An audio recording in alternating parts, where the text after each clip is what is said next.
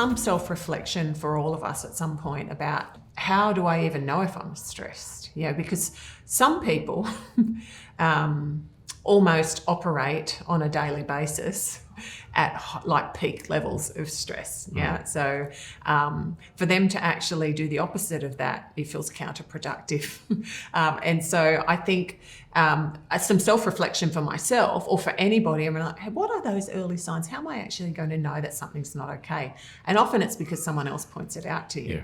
Yeah. Which is what you were kind of hinting at as something that would be helpful in, for instance, the police service. If it was more widely recognised that this is a real thing, like this is actually killing people. It's been post-traumatic stress has been around since before the Vietnam War. It was known as combat shock and things like that. So it's been around a long time, just been given different labels. So it's really important to know that you're not coping with it. And the early signs can be the fact that you're avoiding locations, you're over reacting to certain situations, you're not sleeping, you're avoiding socialising. There's lots of things that can affect you. And it's really hard for the individual to recognise that. It's normally somebody else, like a partner, who can reach out to you. Look, I've noticed that you're a bit short-tempered these days. You're a bit on edge. You don't want to socialise as much. What's going on? But it's really important to have that awareness, at least what the signs and symptoms are, because if it does come up, then you can actually do something about it. Yeah, and I think that's quite likely what Are You OK Day has really.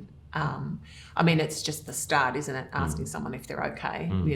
It can't just be a flyaway statement. We actually need to hang around long enough to hear whether or not they are You can't just ask if they're okay and not and hope that they don't give you the answer you don't want, sort of thing. Right. So it's about educating people too about if someone says they're not okay, what can you do? What can you say? What can you refer to? Like you were saying before, how a lot of people are high functioning, they deal with stress. A lot of people use their careers and things like that to bottle things up. Yeah. They live in an unconscious state where they're just living in reaction, just going in a circle. And that's one thing that COVID did. It made people stop. It gave people time.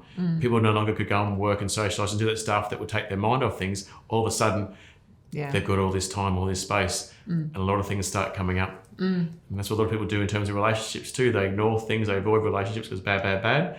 But then there's something comes up that reminds them of it. So it's important to be aware. You know who you are. You know what you're like. If you know she's not coping, then it's like, look, why am I feeling this way? What am I thinking about? What am I focusing on? What can I do to change the way I feel? Partners are really good, friends, mates, that sort of thing. Work colleagues are good in terms of pointing something out. If someone points something out to you, it's a sign of respect and love. It's not a sign of judgment. So don't take it that way. Maybe they can see things that you don't. Yeah. It's easy to see things from a different perspective rather than in yourself because you're so busy just being busy.